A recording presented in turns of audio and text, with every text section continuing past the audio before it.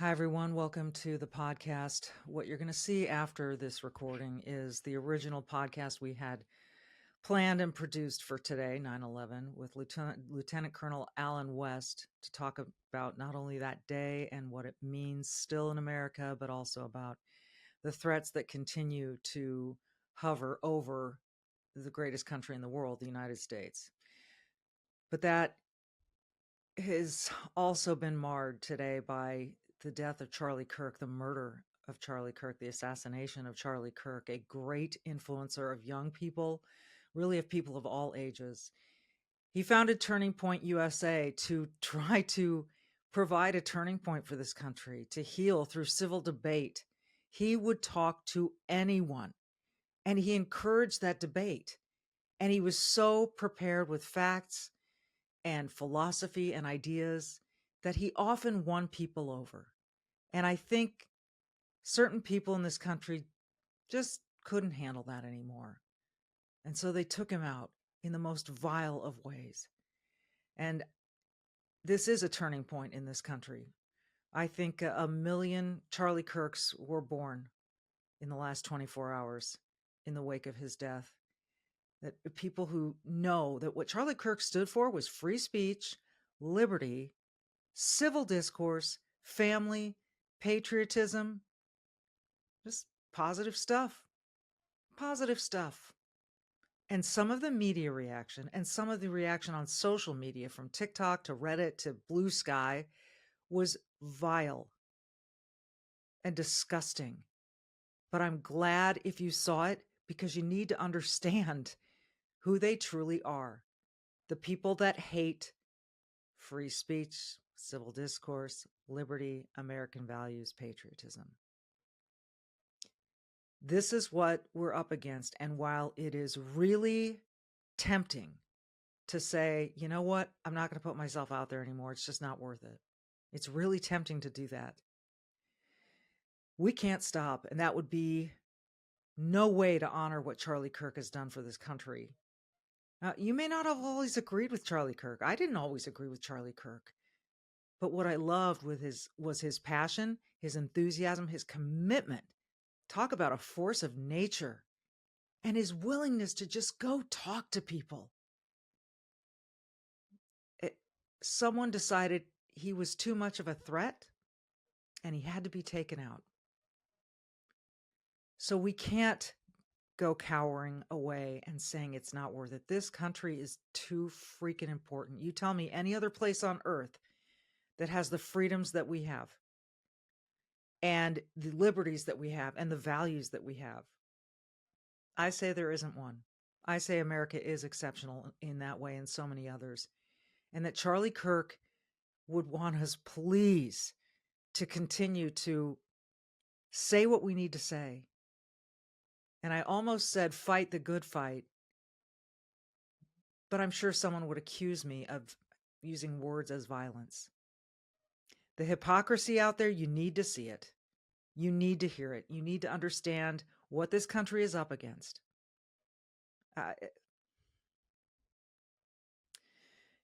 This is a really, really sad day in America, not only because it's 9/11 and we're remembering that dark and horrible time, but this is a dark and horrible time. When someone took out an icon, when someone took out a beacon of free speech, to what end? To shut us up. That's the only end I can think of. That's the only motivation I can think of. So as J.B. Pritzker and others go, this dates back to January 6th and all the political violence started that. No, let's remember that Abraham Lincoln was murdered many, many years ago. And that this is always going to be part of the picture, but we have to hold people accountable. There needs to be accountability. And we can't just tolerate and be empathetic toward those who have violent tendencies like this. I'm really at a loss for words, but I did want to take this time to express my sincerest condolences to his family, My sincerest condolences to Turning Point USA and all the people that they have influenced and encouraged and empowered to know that they're okay to think like a conservative and act like a conservative. Conservatives are not evil. Evil took out Charlie Kirk. And I'm really at a loss for words. It's a dark day. Listen to all of it. Understand which side you want to be on, and then move forward and champion that side with grace, with humor, with joy, and yeah, even with love.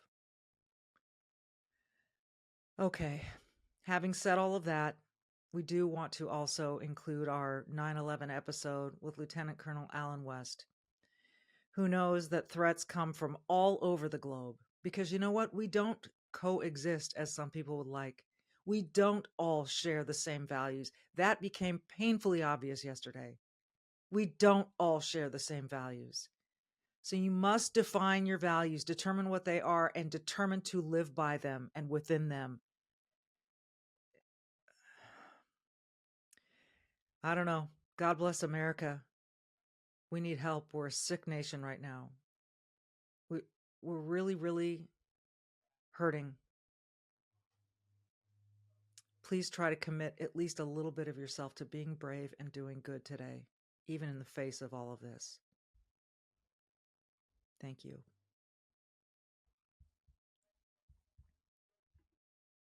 When you look and see what is happening in a place like England, where you have Sharia courts, there's only one court you're supposed to have in the United States of America, and the Constitution has laid that out, and all decisions are supposed to be based upon our rule of law. But when you're trying to set up a parallel culture and society, when you are setting up places where police don't go into, called no-go zones, then we have an issue. We have a problem. We want people to come here to the United States of America. We welcome you, but guess what? We also have a way of living, a way of life, a rule of law that you should respect and honor and assimilate to. That's why this whole thing about illegal immigration, that the very first act that you committed coming into the United States of America was to violate our laws. That's one strike against you.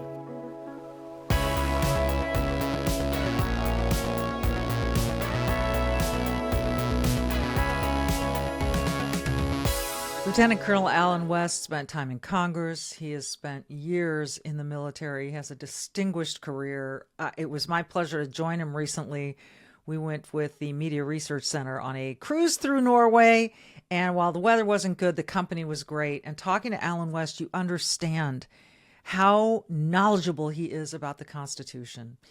He was on duty on 9/11 and left his wife and 2 young girls to do what he needed to do after that.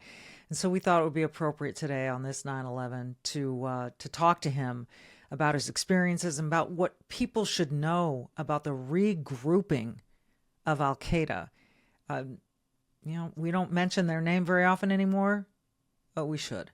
And I think people should know this stuff, as uncomfortable as it is to hear. So Alan West is going to be our guest. Don't forget to hit that subscribe button. Please join us for every single episode. It's free.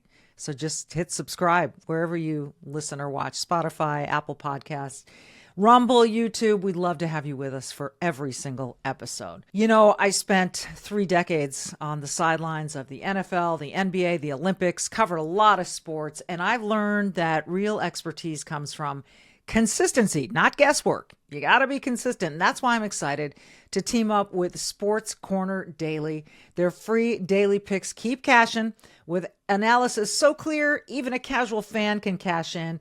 And with the NFL just going through a phenomenal opening weekend and all the big college matchups still to come, there's no better time to get in on the action. And my listeners get 2 expert picks delivered free every single day. Let me repeat that.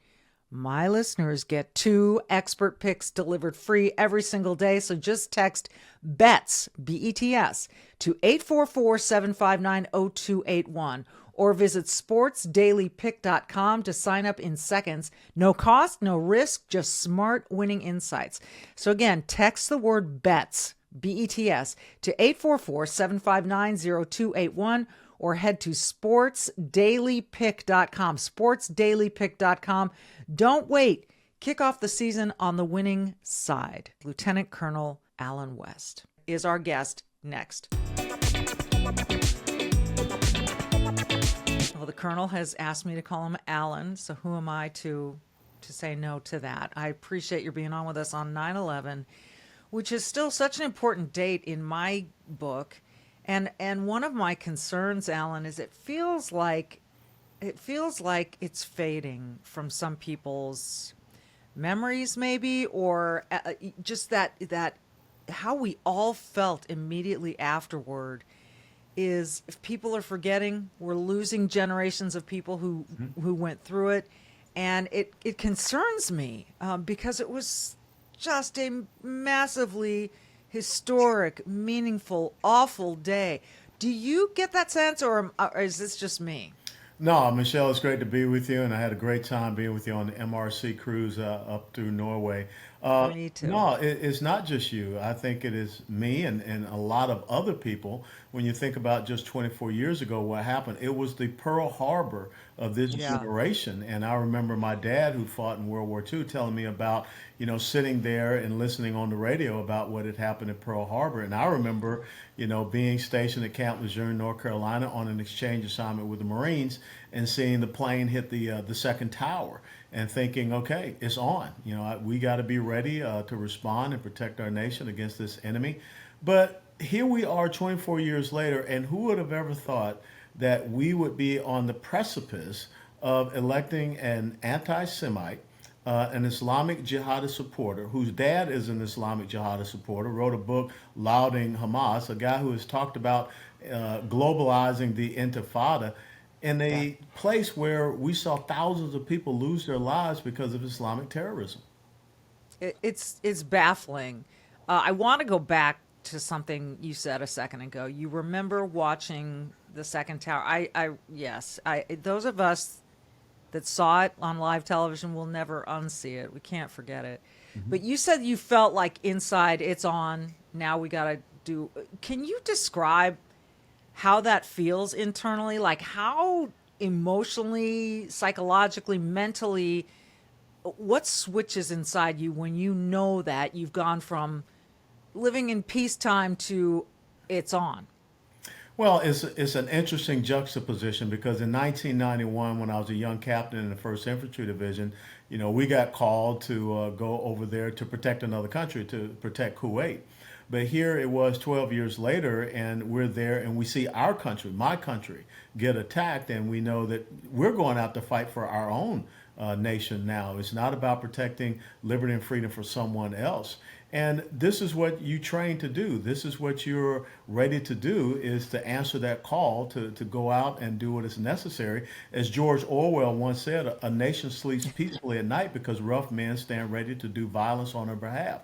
So you've got to go from, just that everyday soldier, sailor, airman, Marine that's going about your normal duties and responsibilities to now, okay, it's time to get the sword, get the shield, get the armor on, and get ready to go and do the nation's business. And it's that thing you have to flip. And what's interesting is that the conversation that I had with my wife that night, and her dad was 2 combat tours in Vietnam, so she understood as well. And she knew that there was going to come a time when I'd have to say bye-bye. And, I had to have that little talk with our daughters to let them know that our nation has been attacked and Dad's a soldier and Dad's going to probably have to go and fight someone. How old were your daughters at that point? Let's see, 2001, the oldest was 5 and the youngest was about 3. Yeah, 3. Not an easy conversation for those ages to really absorb. I mean, they can sort of see it and understand something bad has happened, but I think to fully grasp what their dad is about to have to go face is nearly impossible. Yeah, it's tough. The good thing was that they we have been around military bases and they understood what soldiers do. And I was a paratrooper, and now I was down on an exchange assignment with the Marines, and so they got to see Marines and get to see Marine equipment and all that type of stuff. And so they knew what Dad's profession was, but for that reality to hit them at that young age was a big deal for them. Well, that they are an interesting test case because they were very, very young, and what when you talk to them, or if you talk to them about 9/11, I mean, I try to keep it fresh in my own kids' minds because they weren't even born.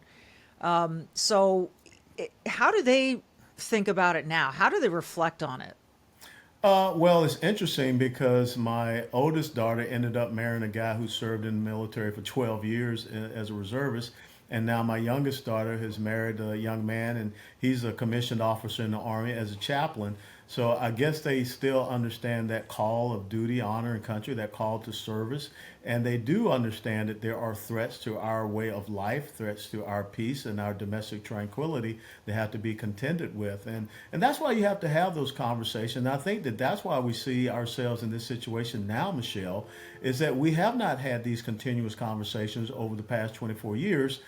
So that all of a sudden we see students on a college campus in New York City, like Columbia and what have you, that are waving the flag of a terrorist organization, that a terrorist Yeah. organization that kill young people their age at a peace concert, and they think that this is something trendy or something cool to be engaged and involved with.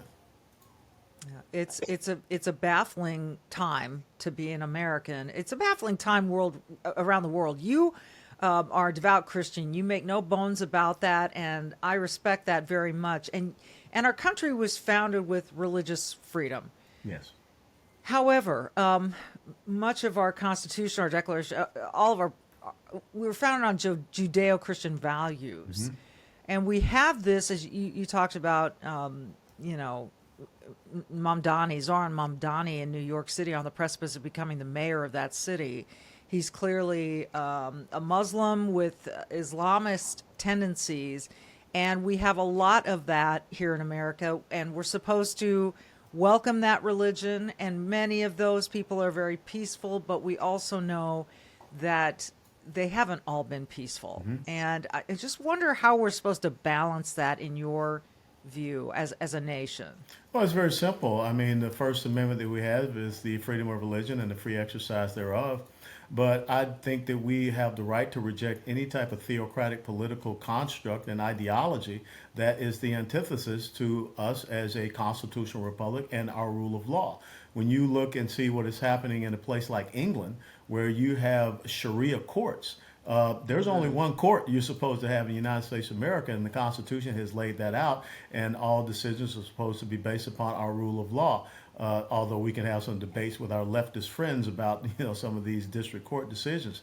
But when you're trying to set up a parallel culture and society, when you are setting up places where police don't go into, called no-go zones, then we have an issue. We have a problem. We want people to come here to the United States of America. We welcome you, but guess what? We also have a way of living, a way of life, a rule of law that you should respect and honor and assimilate to. That's why this whole thing about illegal immigration, that the very first act that you committed coming into the United States of America was to violate our laws.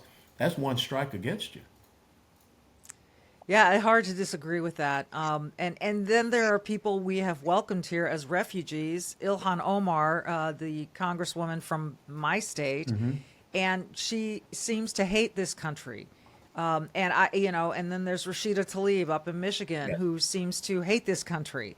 And I am, no one is claiming that this country is perfect, but it's pretty damn good. And for these people to be representing Americans in Congress with a different set of values and I think different goals. Actually, it's scary to me. What do you think this is a blip, Alan, or do you think this is a growing trend? Well, this episode is brought to you by Prize Picks. Preseason football, you can take the gal out of football, but you can't take football out of the gal. And preseason football is underway. College football is also here.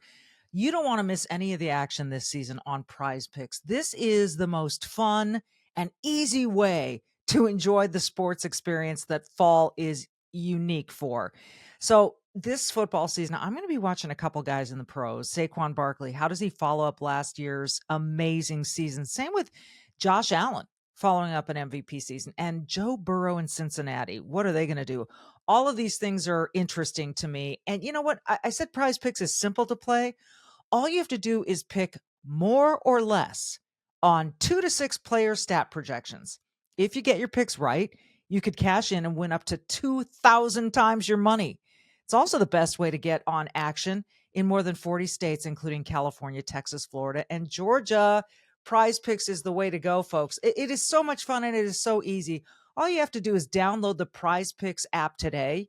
Use code Michele, Michele, to get $50 in lineups after you play your first $5 lineup. That's it. That's code Michele, Michele, note 1L in Michele, to get $50 in lineups after you play your first $5 lineup. This is the way to enjoy the football season. Prize Picks, run your game. Ilhan Omar, the congresswoman from my state, and she seems to hate this country. Do you think this is a blip, Alan, or do you think this is a growing trend?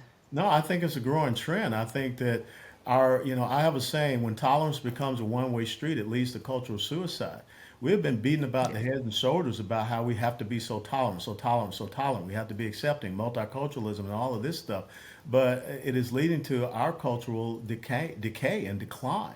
So when you have someone that the United States of America opened their arms to and welcomed them from a country that was war torn called Somalia, and then they come here and they live the American dream and get to become a member of the United States House of Representatives, a body I was in, then all of a sudden they're talking about how they represent the interests of another country. Or if you recently saw Rashida Tlaib at this pro-Hamas rally where she's up there with a kafia and she's shouting and using profanity towards the United States of America. Look, if the people of their respective districts want to elect them to be members of the United States House of Representatives, okay, fine, got it.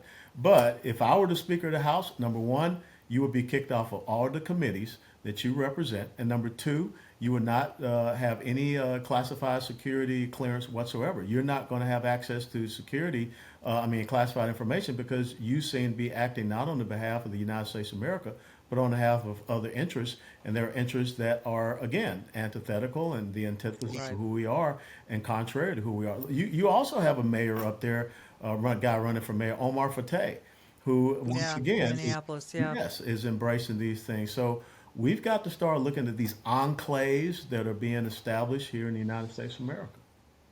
Yeah, I agree with you. And I'm wondering why you think Mike Johnson hasn't done that so far with these squad members that are clearly, like you said, their beliefs are antithetical to ours. I think it'd be great for you to get Mike Johnson on the Michele Tafoya podcast and ask him that exact And ask him. Yeah. We'll try to do that. I don't want to get too far afield from September 11th, and none of this really is. They're all spokes from the same wheel. But Al Qaeda is not a term we talk about as much anymore as it was post 9/11. In those first 5-10 years. And yet, my understanding from sources is that they are regrouping and re-strengthening. And we've got our eyes on China. Yeah. Importantly, we've got our eyes on Gaza and Israel. We've got our eyes on a lot of different places. And I'm not saying we can't do all of those things at once. But what do you know about this regrouping, sort of this re-strengthening of Al Qaeda now? Well, anytime you turn the light off, the roaches come back out. And I think that's exactly what you see happening. These individuals are going to rearm and refit. That's why you should not, let up on Hamas, and we need to make sure we keep an eye on Hezbollah. But, Al Qaeda, Boko Haram, Al Shabaab, Al Quds, Al Aqsa Martyrs Brigade, Abu Sayyaf, Islamic Jihad, the Houthis. We could go on ad nauseum, ad infinitum. This is part of a new 21st century battlefield. And what the United States of America needs to see, as we have matriculated from, the bifurcated world of the United States and the Soviet Union to where we were in 9/11, where all of a sudden militant Islamic jihadism came about, we have to be focused on these traditional nation states, the Chinas, the Irans, the Russia, the North Koreas, but we also have to be concerned about these non-state, non-uniform, belligerent organizations out there. And look, the cartels, they are a narco-terrorist organization, so they're part of that as well. And they work with these Islamic jihadist organizations. So I think we really have to keep our eye on the ball of all these things. And that's why it's so important, Michelle, that we rebuild our military capability and capacity so that we can engage these enemy forces. And this is not about occupying terrain. But we can continue to conduct the right type of strike operations against them to keep them off balance and keep them on their heels. You just said something that caught my attention. You said Al Qaeda, however you want to say it, and the narco traffickers, the drug cartels that are primarily, Mexico, Latin America based. They're working together. What do you mean by that? Well, they're all working together. I mean, once upon a time, there was a direct flight from Tehran, Iran, to Caracas, Venezuela, when Hugo Chavez came to power, and we know the Hezbollah was operating down there in South America. We know that these narco criminal terrorists are working with China because that's where fentanyl comes from, China to them. These people, the enemy of my enemy is my friend. That's their mentality, and they will do whatever they can to undermine this country and seek to undermine our influence and our domestic security. When you think about the amount of special interest aliens who Joe Biden and his administration released into this country from Iran, you think about the other terrorist cells that are probably here, and you think about Trinidad, MS-13, all of these, they're all working together against the United States of America. So that's how, if you're a national security advisor for President Trump right now, you need to have an incredible map board up that is linking all of these individuals together, all of these organizations together. And we got to start looking at where the funding is, and because that's such an important thing.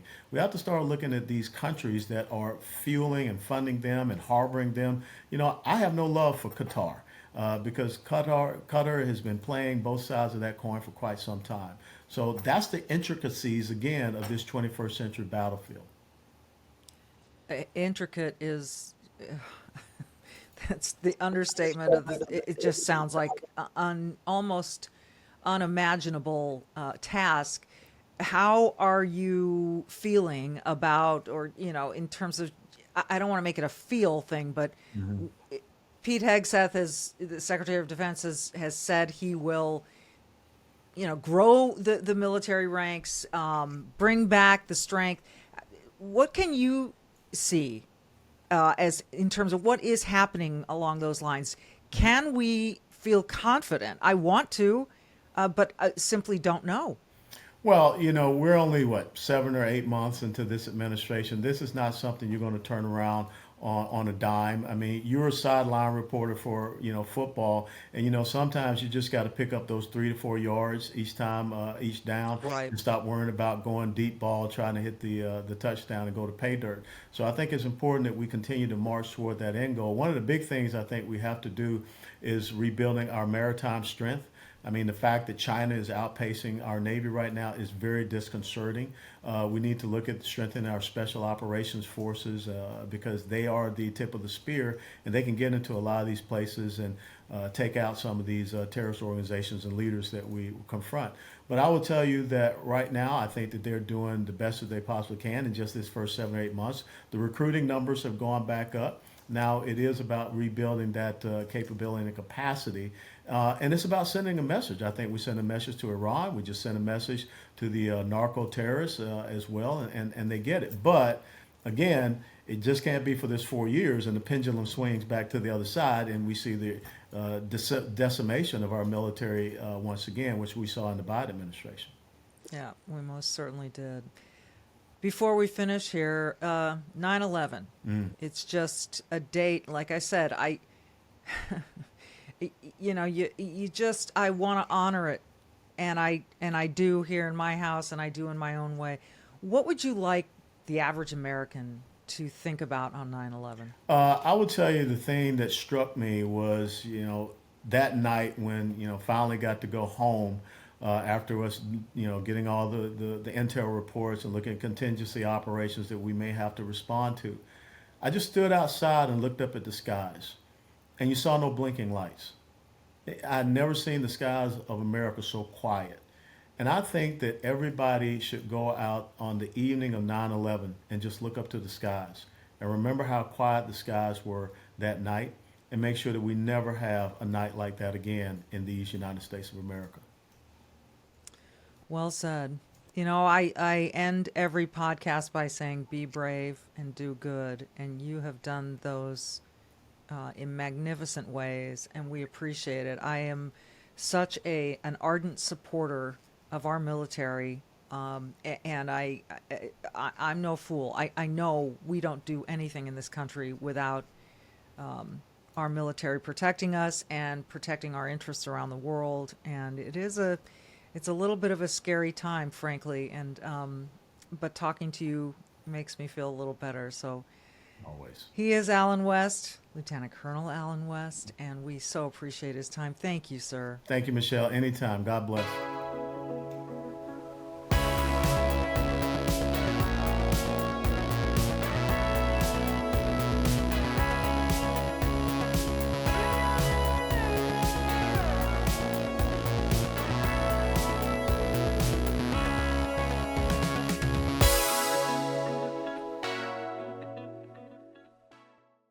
Hey, you can keep up with the Trump administration when you subscribe to the Trump Report. It's an email that brings you daily highlights from the Oval Office right to your inbox 5 days a week. Subscribe today at SalemPodcastNetwork.com/Trump.